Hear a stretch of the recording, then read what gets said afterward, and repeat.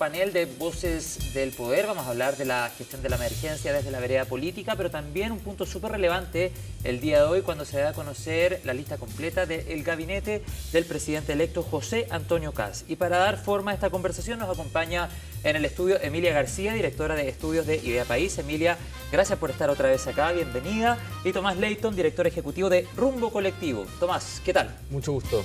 Mucho gusto, bienvenidos a ambos. ¿Cómo han observado la gestión de la emergencia desde la vereda política, la respuesta de las autoridades y cómo evalúan el encuentro Boric-Kast el día de ayer en una coordinación permanente entre ambos y todo esto en medio de cuestionamientos recientes? ¿Cómo lo ves? ¿Qué señal deja eso, Emilia? Bueno, sí, lo primero, creo que todos acá solidarizamos con los afectados en la región de Ñuble y Biobío. Realmente las imágenes son fuertísimas y también muy conmovida por las imágenes que acabamos de ver de vecinos organizados viendo cómo pueden ayudar. Y respecto de la gestión, por un lado yo creo que también conmueve o al menos enorgullece la foto de Gabriel Boric con José Antonio Kast dando punto de prensa y coordinando los incendios en el sur, porque uno ve nuestros países vecinos y pocas veces uno ve una transición tan pacífica y democrática como la que estamos nosotros acostumbrados en Chile. Al menos en este tipo de situaciones, porque también ha habido enfrentamientos en otros contextos. Pero siempre la transición, siempre estos meses de transición son, o sea, de partida siempre el presidente de salida está en el cambio de mando, sí, eso claro. No siempre sucede. Siempre la democracia por siempre adelante, y eso a mí me parece que siempre es destacable. Y respecto de los incendios, yo No quiero hablar sin saber, esto creo que es un fenómeno completamente técnico, pero a mí no me deja de sorprender que ya llevamos aproximadamente 10 años teniendo incendios todos los veranos. Yo escuchaba hoy día que el 2017 fue el gran incendio en Santa Olga y yo creo que ese fue el gran primer incendio en el verano. Y no me queda claro si es que efectivamente estamos haciendo todo lo posible, lo humanamente posible durante el año previo a la prevención, a la información hacia la ciudadanía para enfrentar los incendios durante la sequía y también qué tan dotado tanto económicamente pero humanamente Senapred, el Ministerio de Agricultura, Medio Ambiente, etcétera, sí, para la reconstrucción en los meses posteriores. Ese es un tema súper relevante y te pregunto a propósito de lo mismo, Tomás, la señal que significa ver al presidente en ejercicio y al presidente electo juntos ayer coordinando la emergencia, traspasándose información. ¿Y cómo crees tú cambian las prioridades del próximo gobierno también, lo que estamos viendo en el centro-sur del país? Yo lo primero coincido en que nuestra democracia también se construye de símbolos como el que tengamos al presidente actual y el presidente entrante, digamos, el presidente electo, dando una señal de unidad política en un momento de conmoción nacional. Yo creo que los momentos de emergencia son momentos de unidad nacional y eso lo entienden los sectores políticos que hoy día encabezan el país, ¿cierto? Y creo que eso es un valor que tenemos que reconocer en la opinión pública de forma muy clara y contundente porque eso no es obvio, digamos. Incluso, no sé si es una excepción, nosotros en Chile lo hemos hecho una tradición, pero es algo importante. El tema es que antes de la emergencia hay muchas discusiones de política pública y ahí yo coincido con Emilia de la preocupación de llevar tantos años hablando de lo mismo cada verano, sin soluciones siendo a la reactivos altura. Y no tan preventivos. Yo encuentro que el momento de la emergencia es un momento de unidad, pero los momentos previos a la emergencia son momentos donde tenemos que hacernos las preguntas correctas en la sociedad civil, los partidos políticos, el Congreso Nacional, todas las instituciones, para tener las medidas preventivas adecuadas. Entonces, yo solamente quería anotar también, ayer había dando vueltas un video del senador Navarro del año 2017, hablando de una moción parlamentaria que él había presentado 4 años antes, en donde señalaba que le pedía en el fondo a las forestales que tuviesen un dique, un espacio respecto de zonas urbanas, que existieran cortafuegos adecuados. Y él hablaba precisamente de la zona de Penco, que decía que los pinos de 15, 20 metros se abalanzaban sobre las casas ahí mismo. Han pasado casi 10 años de esa imagen que retrataba el senador Navarro, un senador que conoce muy bien la zona además. Entonces hablaba con conocimiento de causa de lo que los vecinos le transmitían y de lo que él veía. Si él es de esa zona, su familia es de esa zona. Entonces a mí me sorprendió mucho ese video porque ahora, por ejemplo, está la ley de incendio en la comisión. Hablamos en la entrevista. Y siempre llegamos al momento de la emergencia, es como, bueno, ojalá quien preside la comisión, claro. Jimena Rincón en este caso, le dé la urgencia y se pueda promulgar. Y después llegamos al siguiente verano con un poco lo mismo. Entonces es súper complejo porque además, bueno, este es el tema del incendio, pero nosotros como país tenemos mucho que ofrecer por nuestra experiencia con desastres naturales, terremotos, también crecidas de ríos. Hay mucho que trabajar, que aprender de nuestra experiencia. Nosotros en materia sísmica podemos exportar muchas tecnologías, experiencias, y otros países nos pueden aportar mucho respecto a incendios forestales y también a crecidas, a inundaciones. Entonces, no, y también, y en esa misma línea, estamos muy acostumbrados a, o sea, todos acá, nosotros tres sabemos perfecto cómo reaccionar frente a si es que en este minuto empieza a haber un terremoto, por ejemplo. O las personas que viven en zonas costeras saben perfectamente qué hacer en el caso de un tsunami. Entonces, creo que en la línea de la prevención, no discutir en este minuto que estamos enfrentando la tragedia, pero sí en los meses próximos, cómo educamos también a la ciudadanía en incendios que cada vez van a ser más recurrentes, sobre todo con el cambio climático, que lo que genera es que en lluvias de noviembre, diciembre, crecen pastos que después se secan a tal nivel que se prenden muy rápidamente. Claro.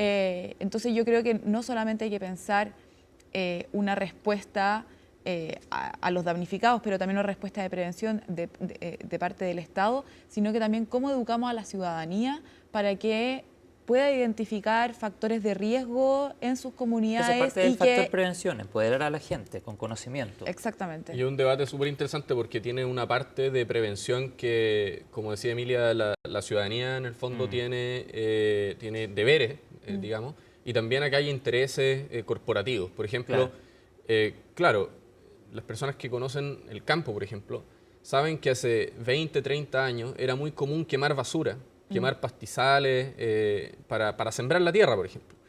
El punto es que las temperaturas han subido, entonces lo que antes, entre comillas, funcionaba o no se generaba un riesgo de desastre de la magnitud. No había tanta conciencia de lo peligroso que era, digamos. Hoy día no es así, ¿cierto? Pero eso es solo un lado del problema. Yo diría que el problema central acá es cómo regulamos a la industria forestal. Y es una pregunta súper compleja. Creo que una pregunta sobre el suelo, sobre las plantaciones, digamos, la ley de incendios, por ejemplo. La ley de incendios no solamente exige que existan cortafuegos, entonces el Estado le exige a las empresas que lo resguarden así, o si no el Estado lo va a hacer. Sino que también, por ejemplo, obliga que después de un incendio no se pueda hacer otra cosa que un bosque o obra pública, digamos. Justamente para no dejar ningún espacio a duda de que esa quema que derivó en un incendio no vaya a haber sido intencionada, digamos, por intereses económicos, por ejemplo. Eso es un problema real, una realidad en distintos países del mundo que hay que regular. Yo sé que es un tema muy difícil, pero necesitamos avanzar porque es más importante la vida de las comunidades que están. Sí, ahí yo quiero hacer un punto, porque escuchando ayer, no sé si era subdirector o algún cargo directivo de CONAF,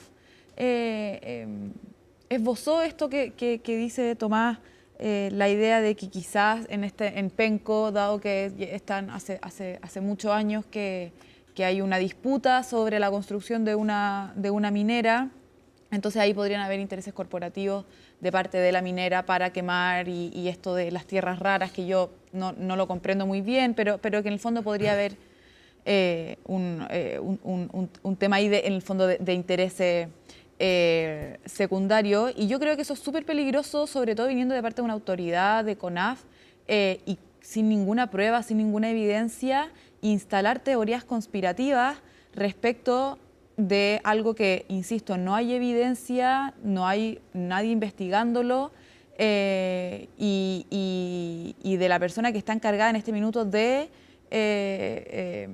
contener en el fondo este incendio, la emergencia. Claro. Entonces, yo creo que en este minuto, como ya el presidente electo y el presidente actual han sido súper claros, en este minuto lo que hay que hacer es enfrentar la tragedia, y los factores políticos y conspirativos yo creo que tienen que dejarse al margen de la discusión. Bueno, y parte de la investigación que debe llegar a fondo. Yo quisiera preguntarles a ambos, poner otro tema en la mesa que tiene que ver también con lo que hemos estado conversando, de cómo cambian las prioridades del próximo gobierno desde el 11 de marzo de 2026, y considerando además que esta tarde-noche está agendada la entrega de la lista oficial de quienes van a acompañar al presidente electo José Antonio Kast en el próximo gobierno. Una lista que prácticamente ya conocemos, ha publicado bastante de aquellos nombres, o prácticamente todos.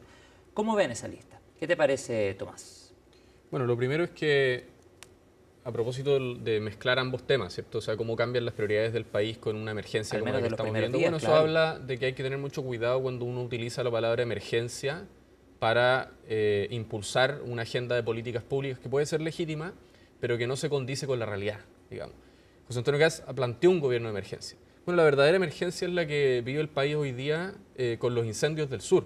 Entonces es muy importante también que si después en realidad no se van a reducir los ministerios porque se prometió que había un despilfarro enorme que había que subsanar, entonces había que fusionar los ministerios y no se va a hacer, se utilizó una retórica de emergencia que tal vez no era la que era más adecuada para describir la situación del país, independiente de que hayan problemas muy concretos, que los distintos sectores tienen medidas diferentes para abordarlo. Después de eso, yo diría que a propósito de la lista de los ministros, yo creo que eso no es una discusión tan relevante para la ciudadanía hoy día. Yo creo que el presidente electo tiene todo el derecho a tomarse el tiempo que sea necesario para decidir cuáles van a ser sus autoridades, porque además van a firmar el 11 de marzo y queda mucho tiempo hasta entonces. Yo creo que yo aquí hago un llamado a no comprar peleas accesorias, porque creo que lo importante es cómo él cumple las enormes promesas que hizo en relación a esta emergencia que habría en materia económica, por ejemplo, también en seguridad, cuáles son las medidas que él va a tener para hacerlo, y que ahí la ciudadanía pueda juzgar si está conforme o no con lo que él propone. Entonces, este tema de los anuncios está muy bien montado. De hecho, le pusieron un título a la moneda chica. Pero ante la situación actual que estamos viviendo con los incendios, ¿consideras que se puede quedar sin discurso a propósito de que en campaña habló de que este sería un gobierno de emergencia? ¿Se puede quedar sin retórica? ¿Hay un riesgo allí? O sea, es que yo creo, primero, que emergencia no es cualquier palabra, digamos. Okay. Entonces, cuando verdaderamente llega una emergencia, si tú ya dijiste que había una emergencia, le quitaste valor y el peso... A tu mensaje inicial. A tu mensaje inicial. Ahora, hay otro punto que también se me ocurrió mientras lo decías, pero en el fondo, ¿qué ha planteado José Antonio Kast en su campaña, en sus varias campañas, ¿cierto? Político con experiencia, etcétera, en materia de incendios forestales? Es una pregunta que yo me hago, creo que es legítimo hacerse sobre el gobierno que él va a hacer en esa materia, la materia de emergencias que vivimos los veranos con la subida de la temperatura. Tenemos todo el año. Emilia, ¿cómo ves el punto que toca tomar? Yo me hago esa pregunta solo para cerrar nomás, porque él ha planteado, por ejemplo, en materia de suelo, se han anunciado muchas medidas de desregulación a la actividad económica y en particular para promover la parte inmobiliaria, el sector de construcción en general también.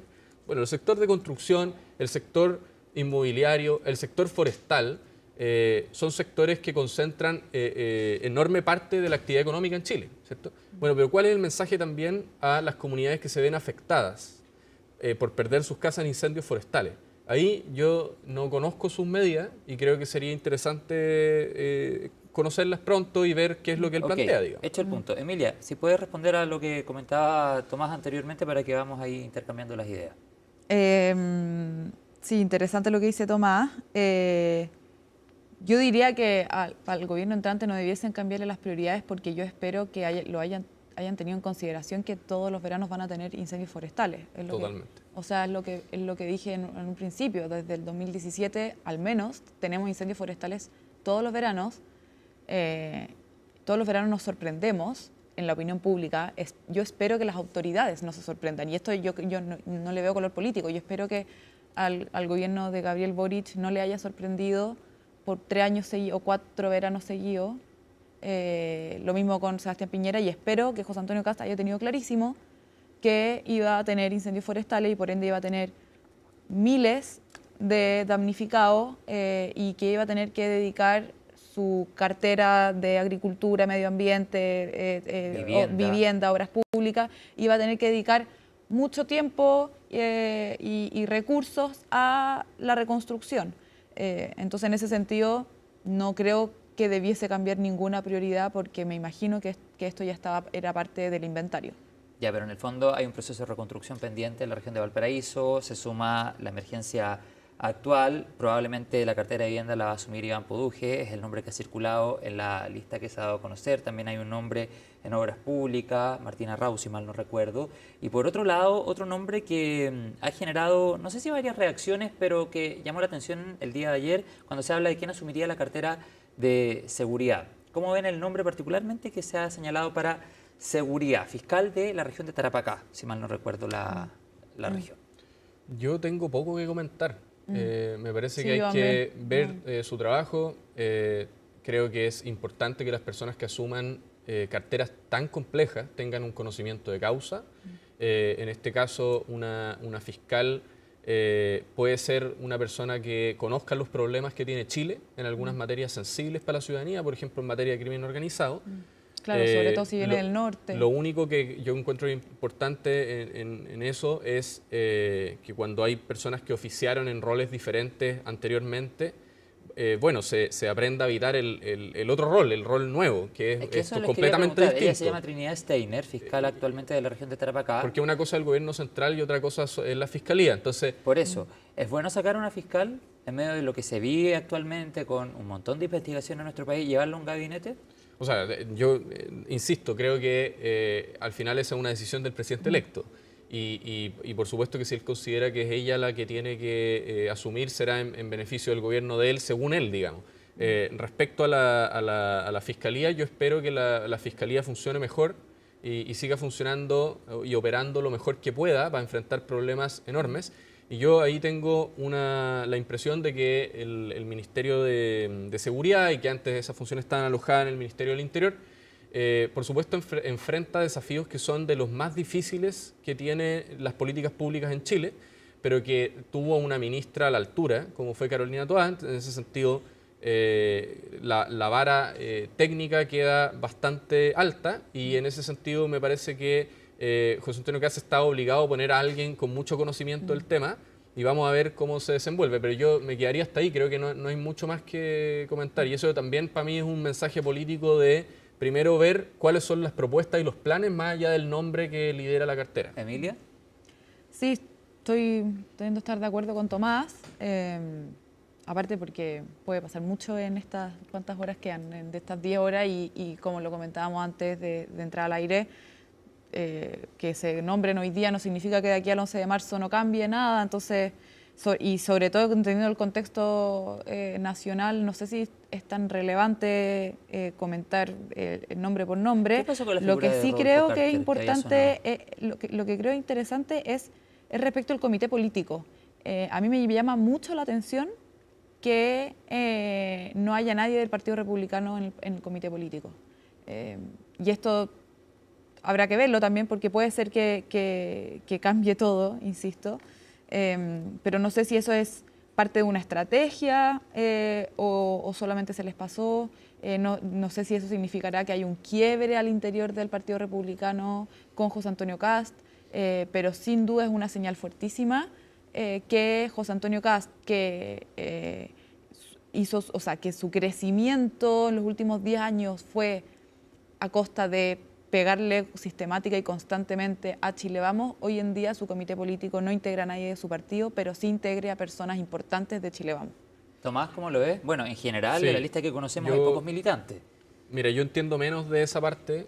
No he tenido la suerte de estar en un comité político, ni mucho menos. Entonces creo que, bueno, se puede hacer mucha especulación de cómo se configuran esos espacios, cómo son más resolutivos, etcétera. Yo no tengo idea, la verdad. Lo que sí, respecto a los nombres, digamos, que han salido. Lo primero, el mensaje de esperar que presenten propuestas antes de juzgar a la persona misma que va a liderar la cartera. Y en eso hay algunas cosas que ya se han ido sabiendo. José Antonio Kast tiene prioridades, ha dicho que su prioridad es seguridad y economía, ha dicho que la economía, básicamente el país se caga a pedazos, entonces hay una emergencia, él va a poner sus fichas ahí. Y sabemos que el ministro va a ser Jorge Quirós, y en una presentación que hicieron en ICARE, pudieron explicar ciertas prioridades que van a tener en esa materia. Entre otras cosas porque no ha sido la izquierda quien ha presionado a ver cómo van a reducir el gasto fiscal en 6.000 millones en 18 meses, ha sido la propia Belín Matei el día que fue a votar, dijo yo quiero ver cómo lo hacen, hizo una interpelación que es muy sensata, porque nadie entiende cómo lo van a hacer, todavía no lo dicen. ¿Qué es lo que han dicho? ¿Qué es lo que ha dicho Quirós? ¿Qué es lo que dijo en ICARE? Él dijo, entre otras cosas, que él va a buscar desregular la actividad económica a través de la reducción de 1.500 circulares interpretativas para obras de construcción a 11 circulares. Yo, por supuesto, no explicó cuáles circulares son, pero eso es algo muy opinable, digamos, porque y que a mí me llama la atención que Iván Poduje no haya confirmado nada de eso, que al que le va a tocar la cartera de vivienda, probablemente porque Iván Poduje sabe que no son 1.500 circulares, son 200 menos, y que además el 90% de esas circulares habilitan obras de construcción para hacerlo de forma ordenada, son partes de consensos técnicos que a lo mejor a las primeras planas y a las portadas de los diarios no les interesan, pero son parte de políticas nacionales de gestión, uso de suelo, que se han ido planificando con tiempo técnicamente entre los distintos sectores políticos en el Congreso, se ha ido generando un acervo también en los ministerios de vivienda para habilitar las obras de construcción, no para ponerles trabas. Entonces, bueno, ¿cuál es la circular que les complica en el fondo? Es la pregunta que yo me hago. Si es la de los guetos verticales, bueno, ahí se van a ganar un problema, porque yo creo que si hay algo que en Chile se sabe que no funciona, son esas construcciones desreguladas que generan situaciones muy precarias. Sí, claro.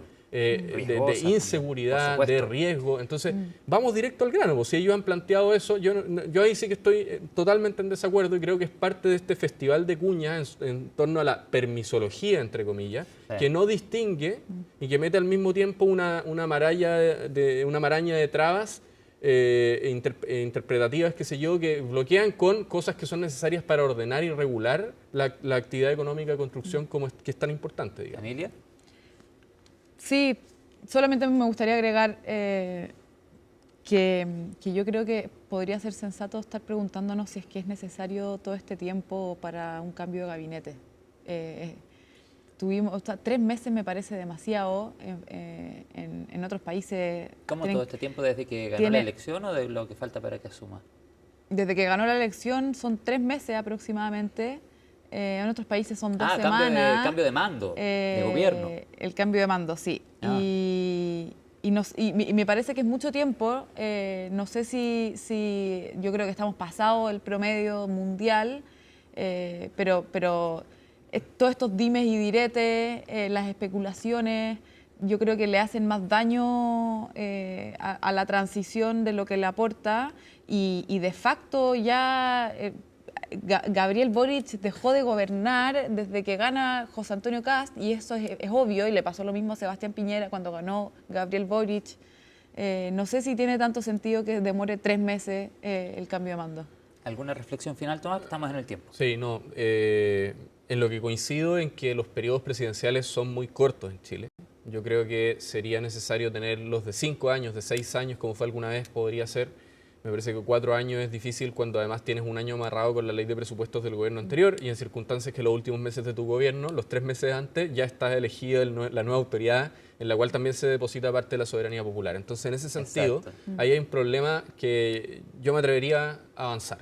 Creo que es muy difícil cuando hay un gobierno, nunca se va a aplicar al gobierno vigente, digamos, el gobierno que acaba hoy no te vamos a cambiar el mandato, ahora van a ser más años o menos años. Pero sí es importante ponernos de acuerdo en aumentar el tiempo de... Y además creo que Uruguay también tiene una temporalidad similar, como que es elegido el presidente en noviembre o en octubre y después asume después entrando... Bueno, vamos a quedar atentos. Muchos meses. Sí, claro, vamos a quedar atentos también porque en estas últimas semanas antes del receso legislativo se buscaba aprobar varias iniciativas en el Congreso. La emergencia, por supuesto, cambia las prioridades y es muy probable que muchos proyectos que el gobierno actual tenía objetivo o expectativa de poder sacar antes de irse queden en el camino. Vamos a quedar atentos. Tomás Leighton, director ejecutivo de Rumbo Colectivo, Emilia García, directora de estudios de Idea País. Gracias a ambos. Buen día para ustedes.